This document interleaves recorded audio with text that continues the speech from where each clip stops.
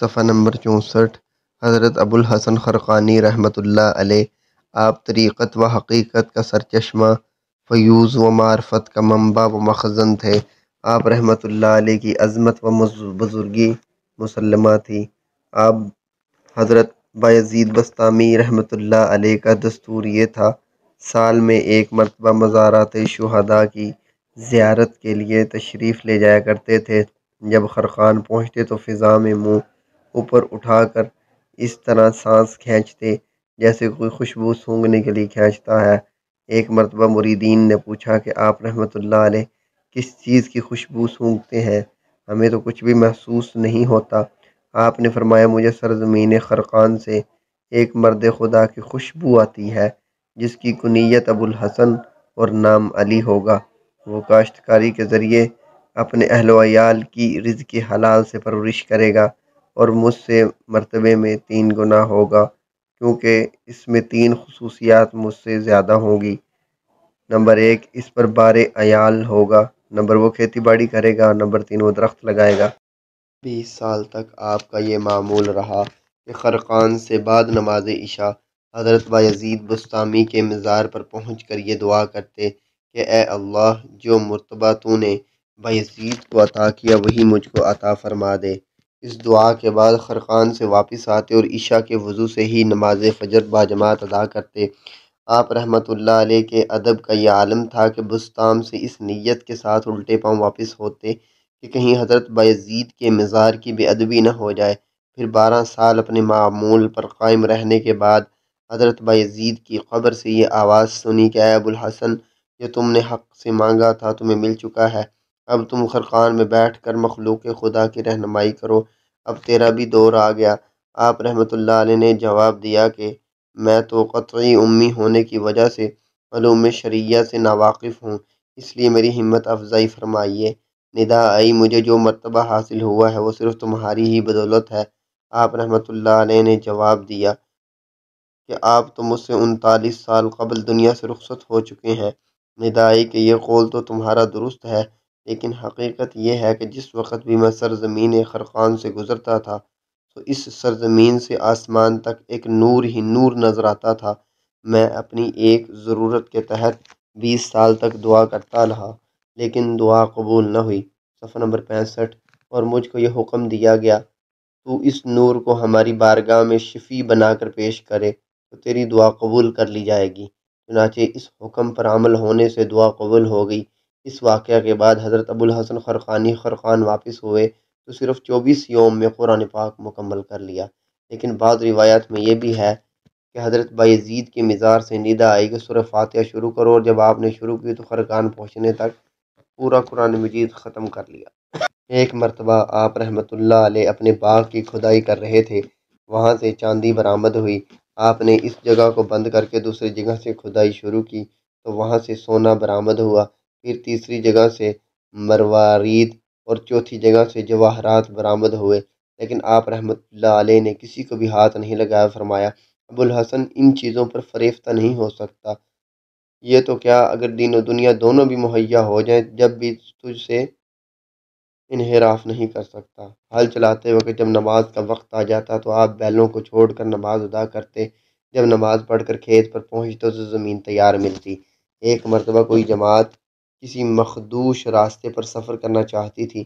لوگوں نے آپ سے عرض کیا، ہمیں کوئی ایسی دعا بتا دیجیے جس کی وجہ سے ہم راستے کے مصائب سے محفوظ رہ سکیں۔ آپ رحمۃ اللہ علیہ نے فرمایا کہ جب تمہیں کوئی مصیبت پیش آئے تو مجھے یاد کر لینا۔ لیکن لوگوں نے آپ کے اس قول پر کوئی توجہ نہ دی اور سفر شروع کر دیا۔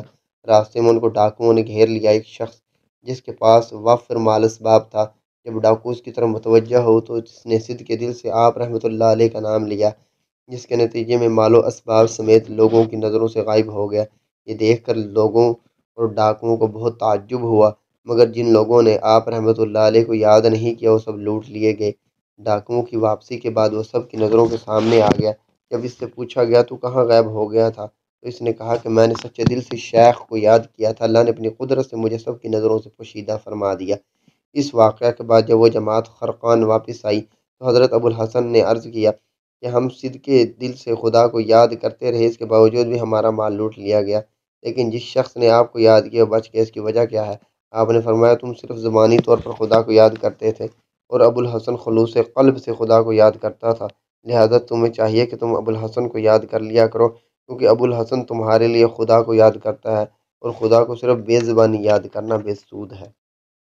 صفحہ نمبر 66۔ کسی مرید نے آپ سے کوہ لبنان پر جا کر قطب العالم سے ملاقات کرنے کی اجازت طلب کی تو آپ نے اس کو اجازت دے دی، اور جب وہ کوہ لبنان پر پہنچا تو دیکھا کہ ایک جنازہ رکھا ہوا ہے، تمام لوگ کسی کے منتظر ہیں۔ اس شخص نے جب ان لوگوں سے دریافت کیا کہ تمہیں کس کا انتظار ہے تو انہوں نے فرمایا کہ قطب العالم پانچوں وقت نماز پڑھانے کے لیے تشریف لا رہے ہیں، ہمیں ان کا انتظار ہے۔ یہ سن کر اس شخص کو بے حد مسرت ہوئی اور بہت جلدی قطب العالم سے ملاقات ہو جائے گی۔ چنانچہ کچھ ہی دیر کے بعد لوگوں نے صف قائم کر لی اور نماز جنازہ شروع ہو گئی، لیکن جب اس شخص نے غور سے دیکھا تو معلوم ہوا کہ نماز جنازہ کے امام اس کے مرشد ابو الحسن ہے۔ یہ دیکھ کر مارے خوف کے بے ہوش ہو گیا، اور ہوش میں آنے کے بعد دیکھا تو لوگ جنازے کو دفن کر چکے تھے اور آپ رحمۃ اللہ علیہ کا کہیں پتہ نہ تھا۔ پھر اس مرید نے اطمینان قلبی کے لیے پوچھا امام کا نام کیا تھا؟ لوگوں نے بتایا کہ وہ قطب العالم حضرت ابو الحسن خرقانی تھے اور اب نماز کے بعد پھر یہاں تشریف لائیں گے۔ چنانچہ وہ مرید انتظار میں رہا، اور جب آپ نماز پڑھا چکے تو اس نے بڑھ کر سلام کرنے کے بعد دامن تھام لیا، لیکن شدت خوف کی وجہ سے اس کی زبان سے ایک جملہ بھی نہ نکلا۔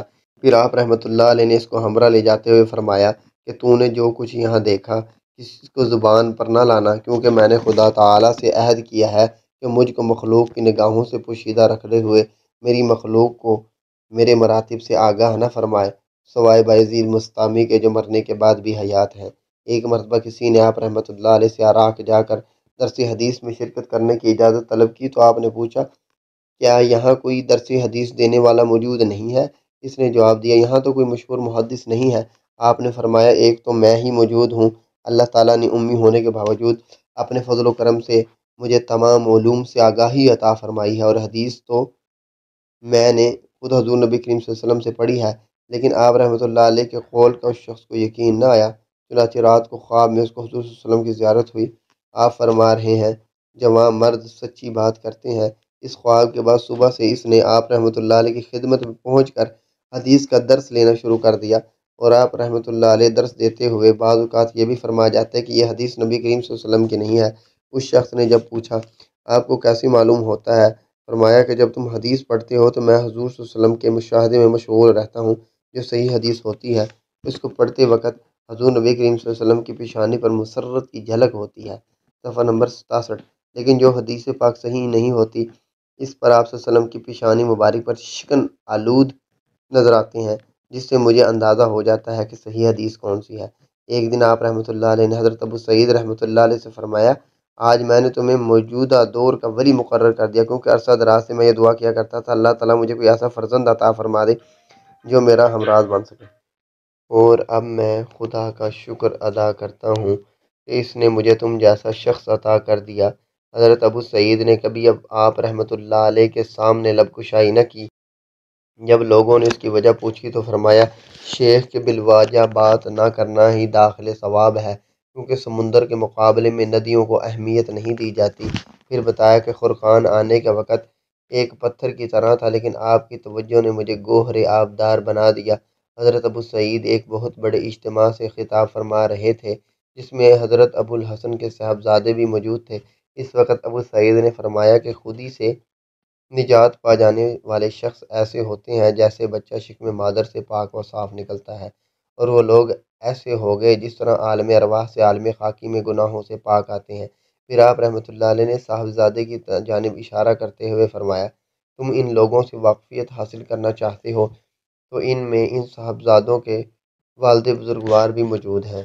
حضرت ابو القاسم قشیری کا یہ مقولہ تھا خرقان آنے کے وقت مجھ پر حضرت ابو الحسن کا خوف اس درجہ طاری تھا کہ بات کرنے کی سکت بھی نہیں تھی، جس کی وجہ سے مجھے یہ خیال پیدا ہو گیا کہ شاید مجھے ولایت کے مقام سے معزول کر دیا گیا ہے۔ جب شیخ بو علی سینا آپ کی شہرت سے متاثر ہو کر بغرض ملاقات خرقان میں آپ کے گھر پہنچے اور آپ کی بیوی سے پوچھا کہ شیخ کہاں ہیں؟ ابو القاسم کشیری کا یہ مقولہ تھا کہ خرقان آنے کے وقت مجھ پر حضرت ابو الحسن کا خوف اس حد درجہ تک طاری تھا، بات کرنے کی سکت بھی نہیں تھی، جس کی وجہ سے مجھے خیال پیدا ہو گیا شاید مجھے ولایت کے مقام سے معزول کر دیا گیا ہے۔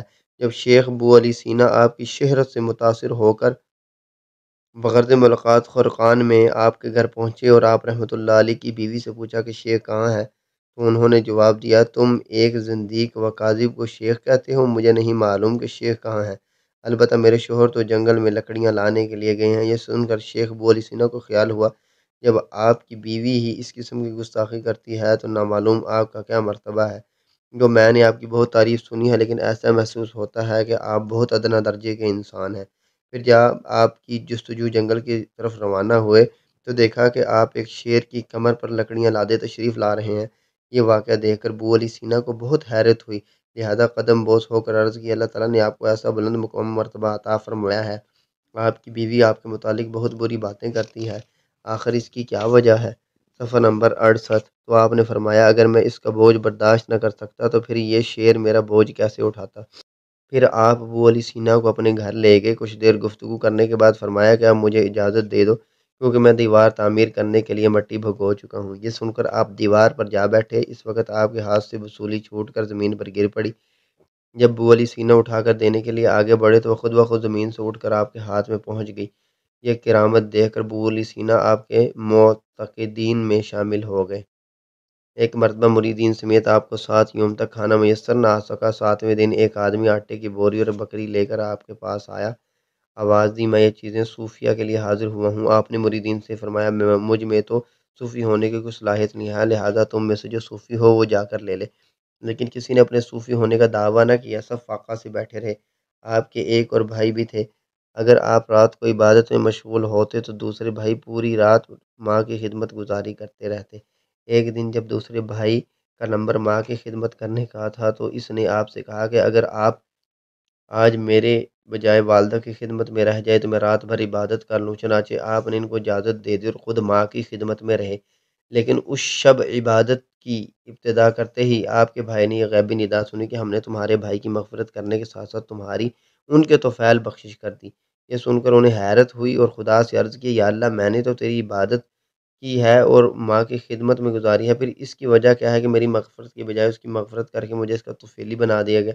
یہ دائی، ہمیں تیری عبادت کی حاجت نہیں، بلکہ محتاج ماں کی خدمت کرنے والے کی اطاعت ہمارے لیے باعث خوشنودی ہے۔